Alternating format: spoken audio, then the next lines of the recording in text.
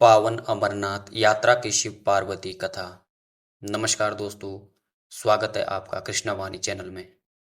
आज इस वीडियो में बात करेंगे हम अमरनाथ की। दोस्तों, आपको इस वीडियो में आज हम बताएंगे कि कैसे अमरनाथ में शिवलिंग की उत्पत्ति हुई, कैसे अमरनाथ में भगवान शिव ने माता पार्वती को अमर कथा सुनाई। एक बार देवी पार्वती ने देवों के देव महादेव से पूछा, ऐसा क्यों है कि आप अजर अमर हैं, लेकिन मुझे हर जन्म के बाद नए रूप में आकर फिर से वर्षों तप के बाद आपको प्राप्त करना होता है।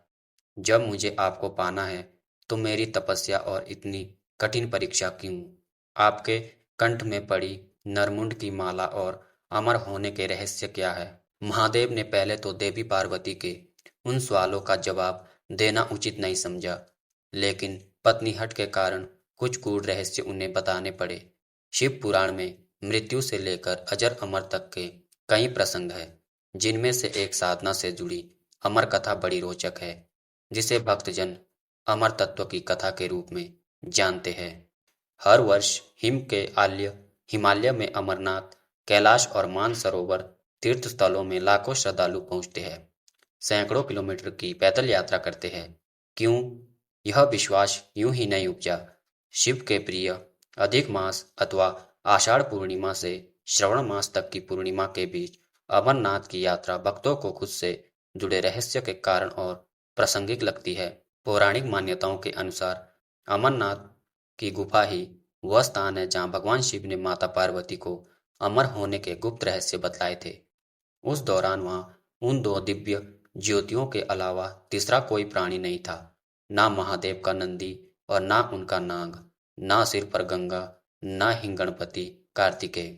गुप्त स्थान की तलाश में महादेव ने अपने वाहन नंदी को सबसे पहले छोड़ा। नंदी जिस जगह पर छूटा उसे ही पहलगाम कहा जाने लगा। अमरनाथ यात्रा यहीं से शुरू होती है। यहाँ से थोड़ा आगे चलने पर शिवजी ने अपनी जटाओं से चंद्रमा को अलग कर दिया। जिस जगह ऐसा किया वह चंदनवाड़ी कहलाती है।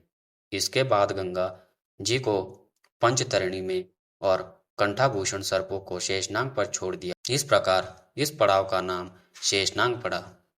अमरनाथ यात्रा में पहलगाम के बाद अगला पड़ाव है गणेश टॉप। मान्यता है कि इसी स्थान पर महादेव ने पुत्र गणेश को छोड़ा। इस जगह को महागुणा का पर्वत भी कहते हैं। इसके बाद महादेव ने जहाँ पिस्सू नामक कीड़े को त्यागा वह जगह पिस्सू घाटी है। इस प्रकार महादेव ने अपने पीछे जीवनदायिनी पांचों तत्वों को स्वयं से अलग किया। इसके पश्चात पार्वती संग एक गुफा में महादेव ने प्रवेश किया। कोई तीसरा प्राणी यानी कोई भी व्यक्ति, पशु या पक्षी गुफा के अंदर घुस कथा को ना सुन सके, इसलिए उन्होंने चारों ओर अग्नि प्रज्वलित कर दी। फिर महादेव ने जीवन के गूढ़ रहस्य की कथा शुरू कर दी। कथा सुनते सुनते देवी पार्वती को नींद आ गई। वह सो गई और महादेव को यह पता नहीं चला। वह सुनाते रहे। यह कथा इस समय दो सफेद कबूतर सुन रहे थे, जो बीच बीच में गूं गूं की आवाज निकाल रहे थे। महादेव को लगा कि पार्वती सुन रही है और बीच बीच में हुंकार भर रही है। चूंकि वैसे भी भोले अपने में मगन थे, तो सुनाने के अलावा ध्यान कबूतरों पर नहीं गया। दोनों कबूतर सुनते रहे। जब कथा समाप्त होने पर महादेव का ध्यान पार्वती पर गया तो उन्हें पता चला कि वे तो सो रही है, तो कथा सुन कौन रहा था। उनकी दृष्टि तब दो कबूतरों पर पड़ी तो महादेव को क्रोध आ गया। वही कबूतर का जोड़ा उनकी शरण में आ गया और बोला, भगवन, हमने आपसे अमर कथा सुनी है। यदि आप हमें मार देंगे तो यह कथा झूठी हो जाएगी। हमें पद प्रदान करें।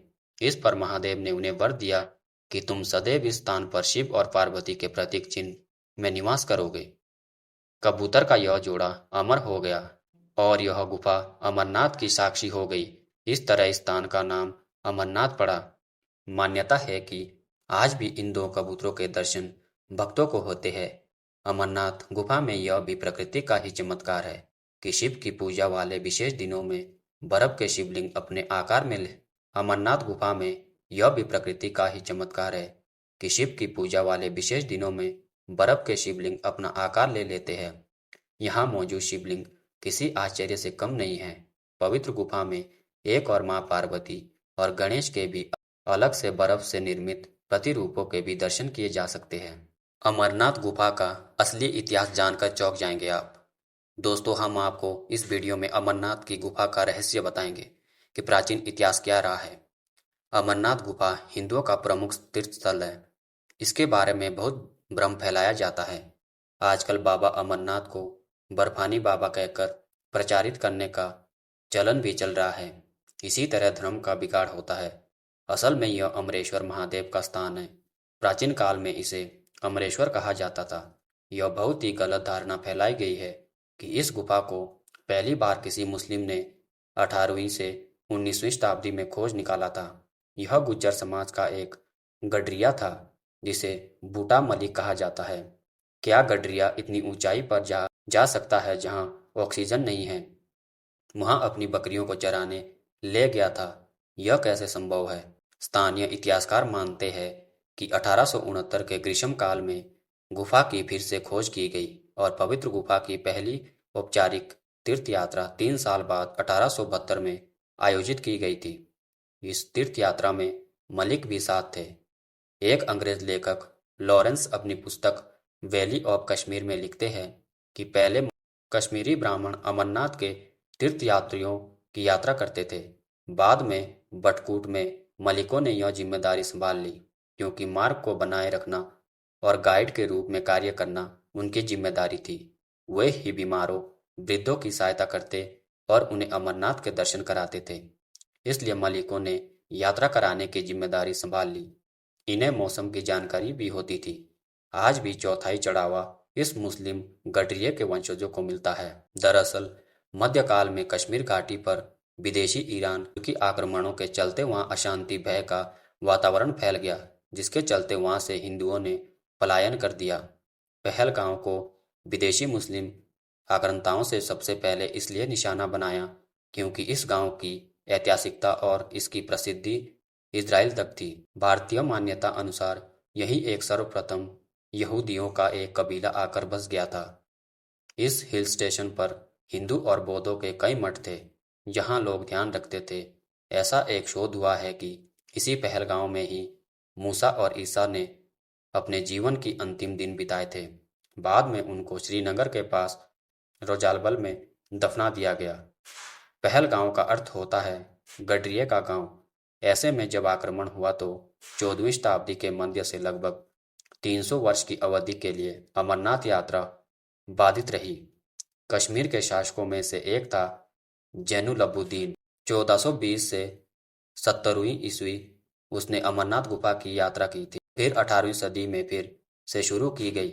वर्ष 1991 से 95 के दौरान आतंकी हमलों की आशंका के चलते इस यात्रा को स्थगित कर दिया गया था। यह भी जनश्रुति है कि मुगल काल में जब कश्मीरी पंडितों का कत्लेआम किया जा रहा था तो पंडितों ने अमरनाथ के यहाँ प्रार्थना की थी। उस दौरान वहां से आकाशवाणी हुई कि आप सभी लोग सिख गुरु की मदद मांगने के लिए जाए। संभवतः वे हरगोबिंद सिंह जी महाराज थे। उनसे पहले अर्जुन देव जी थे। अर्जुन देव जी से लेकर गुरु गोबिंद सिंह तक सभी गुरुओं ने मुगलिया आतंक से भारत की रक्षा की। पौराणिक मान्यता है कि एक बार कश्मीर की घाटी जलमग्न हो गई। उसने एक बड़ी झील का रूप ले लिया। जगत के प्राणियों की रक्षा के उद्देश्य से ऋषि कश्यप ने इस जल को अनेक नदियों और छोटे छोटे जल स्रोतों के द्वारा बहा दिया।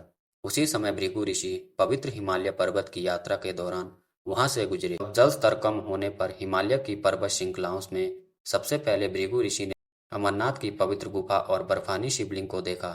मान्यता है कि तब से ही यह स्थान शिव आराधना का प्रमुख देवस्थान बन गया और अनगिनत तीर्थयात्री शिव के अद्भुत स्वरूप के दर्शन के लिए इस दुर्गम यात्रा की सभी कष्ट और पीड़ाओं को सहन कर लेते हैं।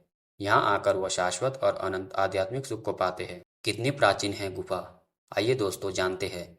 जम्मू कश्मीर की राजधानी श्रीनगर से करीब 141 किलोमीटर दूर 3888 मीटर की ऊंचाई पर स्थित अमरनाथ गुफा को पुरातत्व विभाग वाले 5000 वर्ष पुराने मानते हैं। अर्थात महाभारत काल में भी यह गुफा थी, लेकिन उनका यह आकलन गलत हो सकता है, क्योंकि सवाल यह उठता है कि जब 5000 वर्ष पूर्व गुफा थी तो उससे पूर्व क्या गुफा नहीं थी? हिमालय के प्राचीन पहाड़ों को लाखों वर्ष पुराना माना जाता है। उनमें कोई गुफा बनाई गई होगी तो वो हिमयुग के दौरान ही गई होगी, अर्थात आज से 12 से 13,000 वर्ष पूर्व। पुराण के अनुसार काशी में दर्शन से 10 गुना, प्रयाग से 100 गुना और नैमिषारण्य से हजारों गुना पुण्य देने वाले श्री बाबा अमरनाथ के दर्शन है, और कैलाश को जो जाता है वह मोक्ष पाता है। पुराण कब लिखे गए? कुछ महाभारत काल में और कुछ बौद्ध काल में। तब पुराणों में इस तीर्थ का जिक्र है। इसके बाद ईसा पूर्व लिखी गई कलहण की रात तरंगिनी तरंग द्वितीय में उल्लेख मिलता है कि कश्मीर के राजा सामदीमत 34 ईसा पूर्व से 17वीं ईस्वी शिव के भक्त थे, और वे पहलगांव के वनों में स्थित बर्फ के शिवलिंग की पूजा करने जाते थे। बर्फ का शिवलिंग कश्मीर को छोड़कर विश्व में कहीं भी नहीं मिलता। इस उल्लेख से पता चलता है कि यह तीर्थ कितना पुराना है। पहले के तीर्थ में साधु संत और कुछ विशिष्ट लोग के अलावा, क्योंकि यात्रा का कोई सुगम साधन नहीं था, इसलिए कुछ ही लोग दुर्गम स्थानों की तीर्थ यात्रा कर पाते थे। भृंगेश संहिता, नीलमत पुराण, कलहण की राजतरंगिनी आदि में अमरनाथ तीर्थ का बराबर उल्लेख मिलता है। भृंगेश संहिता में कुछ महत्वपूर्ण स्थानों का उल्लेख है जहां तीर्थ यात्रियों को अमरनाथ गुफा की ओर जाते समय धार्मिक अनुष्ठान करने पड़ते थे। उनमें अनंतया, माच भवन, गणेश बल, मामलेश्वर, चंदनवाड़ी, सुचराम नगर, पंचतरंगिनी और अमरावती शामिल है। तो दोस्तों, अगर ये वीडियो आपको अच्छी लगी हो और आप भी सच्चे सनातनी हो तो प्लीज़ इस वीडियो को सभी सनातन लोगों को शेयर करें ताकि सबको सच्चाई के बारे में ज्ञान हो। वीडियो को देखने के लिए धन्यवाद।